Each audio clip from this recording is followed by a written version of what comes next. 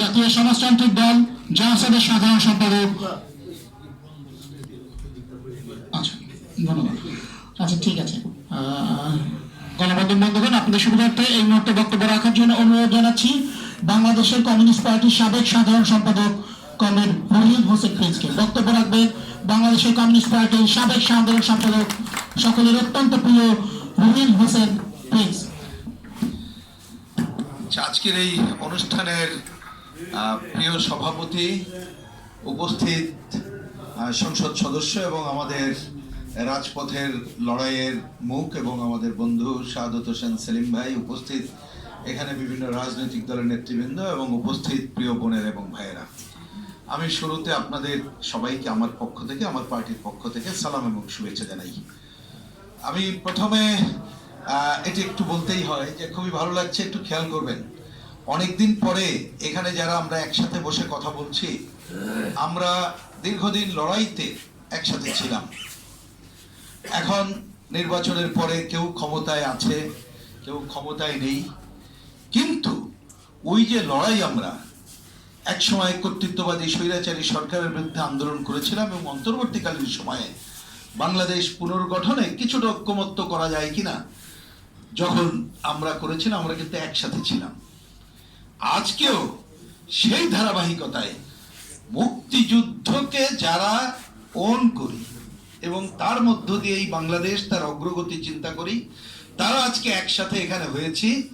সেজন্য আমি বিশেষভাবে সবাইকে ধন্যবাদ এবং কৃতজ্ঞতা জানাচ্ছি। তো ভাই, এখানে আজকের প্রোগ্রামের যে অর্গানাইজেশন বলা হয়েছে দেশ বাঁচাও বন্দর বাঁচাও, এই যে একটু আগে আমি যে কথাটা বললাম, তা আমরা ওই যে একত্রিত রাজনৈতিক মত পার্থক্য সত্ত্বেও কিন্তু একটা জায়গায় তো ঐক্যমত্য ছিল, দেশ বাঁচানোর বিষয়টাই। দেশ বাঁচানো তাহলে কি শুধুমাত্র স্লোগানে না, দেশ বাঁচানোটা হচ্ছে আমাদের দেশের অর্থনীতি, সামাজিক রাজনৈতিক অবস্থান এবং প্রধানত সার্বভৌমত্ব রক্ষা। যারা এর বিরুদ্ধে হুমকি দেয় তারা কিন্তু এই দেশের লোক না। তাহলে ইন লং টার্ম আমাদেরকে দেখতে হবে আমাদের স্বাধীনতা, সার্বভৌমত্বের উপরে আঘাত হচ্ছে কিনা এবং আমরা যে কাজ করছি তাতে জনস্বার্থ বিঘ্নিত হচ্ছে কিনা, দেশের জাতীয় অর্থনীতি ক্ষতিগ্রস্ত হচ্ছে কিনা। এবার এই অঙ্কের উপরে দাঁড়িয়ে যদি আমরা আমাদের বন্দরের কথা বলি, এখানে অনেকে বলেছেন, আমি এই কথাগুলো রিপিট করব না, একটু খেয়াল করা দরকার।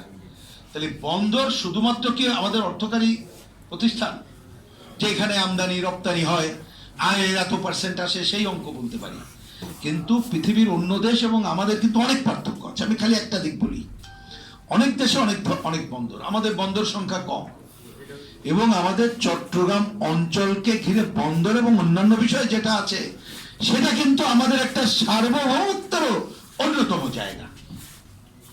এটা আমরা সবাই জানি যে বাংলাদেশের উপরে আধিপত্যবাদী এবং সাম্রাজ্যবাদী শক্তি যে নজর ভূ রাজনৈতিক কারণে, সেটা আমাদের দেশের অর্থনীতির উপরে তার আধিপত্য বিস্তার করা এবং আমাদের সার্বভৌমত্বের উপরে আধিপত্য বিস্তার করার জন্যই তারা এই কাজটা করতে চায়। এটা কে না জানে? তাহলে আমাদেরকে অবশ্যই এইগুলো বিবেচনা করে দেশ রক্ষা সবার আগে বাংলাদেশ, এই স্লোগানকেই বাস্তবায়ন করতে হবে।